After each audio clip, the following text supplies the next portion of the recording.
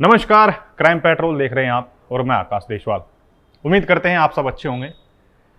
आज की कहानी थोड़ी अलग होने वाली है क्योंकि इस कहानी को लेकर बहुत से जो हमारे व्यूअर्स हैं उन्होंने भी कमेंट किया था। और ये जिस शख्स की कहानी है वो कभी सुभाष सिंह ठाकुर का गहरा दोस्त हुआ करता था। ये वही सुभाष सिंह ठाकुर है जिसे दाऊद का गुरु कहा जाता है।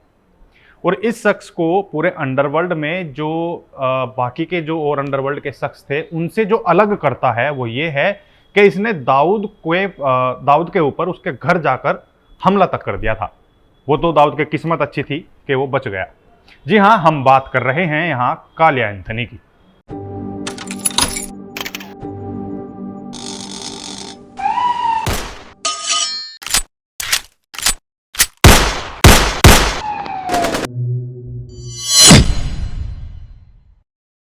आगे वीडियो देखने से पहले आपसे एक रिक्वेस्ट है कि आप हमारे चैनल को लाइक, शेयर और सब्सक्राइब जरूर कर दें। साथ ही इस वीडियो पर कमेंट करना, अपनी राय देना बिल्कुल ना भूलना। और जो आप हमारी वीडियो को इतना प्यार दे रहे हैं उसका दिल से धन्यवाद। अब बिना किसी देरी के आप ये वीडियो देखिए। कालिया एंथनी के दादा तमिलनाडु के गाँव में समुद्र के किनारे घास का बिजनेस किया करते थे। कालिया एंथनी का परिवार हिंदू था लेकिन बाद में उन्होंने धर्म बदलकर क्रिश्चियन बन गए। कालिया एंथनी के पिता का नाम था मरीदास सिरियप्पा और मां का नाम था Mary Veeraswamy John. Kalia Anthony 5 भाई बहन थे। कालिया को मिलाकर 4 भाई और 1 बहन। कहते हैं जब कालिया एंथनी का बड़ा भाई 15 साल का था तो उनकी मां की मौत हो गई। मां की मौत के बाद पिता पर सभी बच्चों की जिम्मेदारी थी तो उन्होंने बच्चों को पालने के लिए दूसरी शादी कर ली। दूसरी पत्नी का नाम था एलिजाबेथ मरीदास सरियप्पा।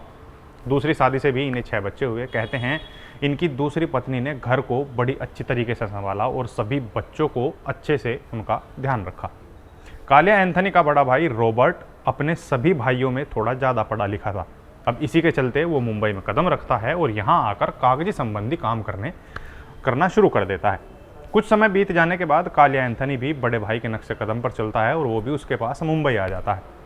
कालिया मुंबई के खार के इलाके में रेलवे कॉलोनी में अपनी जान पहचान वालों के साथ रहने लगा। कालिया ने इसी कॉलोनी से क्राइम की दुनिया में कदम भी रखा। कालिया बचपन से ही मारपीट में अव्वल था और बड़ा शरीर होने की वजह से किसी से डरता भी नहीं था। धीरे धीरे 1969 तक आते आते उसने अपने इलाके में अपना अच्छा खासा नाम बना लिया। उसका अब दबदबा होने लगा। इस एरिया में पड़ा नाम अंडरवर्ल्ड में भी काफ़ी फेमस हुआ। अंडरवर्ल्ड की दुनिया में उसे कालिया नाम से जाना जाता था। जैसा मैंने बताया कि उसका शरीर बड़ा था, दिखने में खतरनाक पर्सनैलिटी थी, काला शरीर, लाल आंखें। जो मुंबई वेस्टर्न एरिया में दारू वाले थे, आम दुकान वाले थे, वो उसका चेहरा देखकर ही डर जाते थे। उसका खौफ इतना ज़्यादा बढ़ चुका था कि उसे मात्र दूर से देखने भर से कि कालिया एंथनी आ रहा है तो दुकानदार अपनी दुकान का शटर बंद कर दिया करते थे।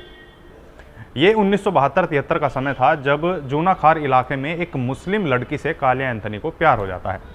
लड़की एंथनी से काफ़ी छोटी थी और दूसरी तरफ परिवार को एंथनी का ये रिश्ता मंजूर नहीं था। अब इसकी भी 2 वजह थी। पहली के परिवार को लगता था कि लड़की डर की वजह से कालिया एंथनी को मना नहीं कर पा रही और दूसरी वजह थी लड़की का दूसरे समुदाय से होना। कालिया एंथनी का लड़की से रिलेशन 2 साल तक चला। जब वो उस इलाके में घूमता था तो लोगों को सांप सूंघ जाया करता था। लोग उससे इतना ज़्यादा डरते थे। तभी उसकी डेयरिंग पर्सनैलिटी को देखकर उसके इलाके की ही एक और लड़की थी जो उससे प्यार करने लगती है। अब लड़की अच्छे परिवार से थी, मैच्योर थी और कालिया के परिवार से भी मिलती रहती थी। अब कालिया ने भी देरी ना करते हुए उस लड़की से शादी कर ली। इस शादी से कालिया को 3 बच्चे हुए, 2 लड़के 1 लड़की। 1978 तक कालिया एंथनी पूरी तरह से क्राइम में घुस चुका था। अब वो बड़े क्राइम जैसे रॉबरी, वसूली, पैसे न देने पर लोगों को मारना, ये सब शुरू कर देता है। ये वो समय था जब उसकी गैंग में युवाओं की पलटन भरी रहती थी। जोसेफ जोनी, फ्रांसिस कोर्टिनो, इग्निशियस कोर्टिनो जैसे और भी कई खतरनाक लोग उसकी गैंग में शामिल थे। कहते हैं कि एक शख्स ने कालिया एंथनी को पैसे नहीं दिए तो उसके गैंग के आदमी जोनी ने एसिड से भरा ड्रम उस आदमी पर पलट दिया, वो भी उस एरिया में जहां पुलिस की चहल पहल रहती थी। अब 1989 तक कालिया ने अपना दबदबा पूरी मुंबई में बना लिया था। अब वो समय था जब उसकी मुंबई में तूती बोलने लगी थी। वहीं दूसरे गैंग के लोग भी उसे अपना साथ लेना चाहते थे, वृद्धा राजन हो या फिर बड़ा राजन। इन्हीं जैसे लोगों ने उसे अपने गैंग में लेने की बात बहुत की लेकिन कालिया एंथनी ने साफ इनकार कर दिया। कहते हैं एक उस समय के एसपी थे संजय, उन्होंने कालिया एंथनी को 15-15 दिन तक 3rd डिग्री दी थी। करीब उसे 1 महीने तक लगातार हर दिन टॉर्चर किया गया। पुलिस वाले भी बताते हैं कि उन्होंने आज तक ऐसा बदमाश नहीं देखा जो इतना पिटने के बाद भी डरा नहीं। सोचने की बात है कि जो बदमाश पुलिस के हत्थे चढ़ते ही रोने लगते हैं, वहीं कालिया इतना खतरनाक था कि उसने 1 महीने तक पुलिस की 3rd डिग्री का जो टॉर्चर है वो सहा और कभी पुलिस को नहीं बोला कि उसे ना मारा जाए। एक आंसू तक उसकी आंख से नहीं निकला। इतने मजबूत बदमाश को देखकर अब कहीं ना कहीं पुलिस भी उससे डरने लगी थी। डिग्री के बाद उसका इलाज कराया गया और उसे कोर्ट में पेश किया गया। कोर्ट ने भी उसे जमानत दे दी। कालिया एंथनी को कव्वाली सुनने का बड़ा शौक था। खार ईस्ट में एक मैदान में हर साल कव्वाली का प्रोग्राम हुआ करता था, जिसे देखने कालिया भी जाता था। अब इसी प्रोग्राम का अभिभावक था हाजी मस्तान।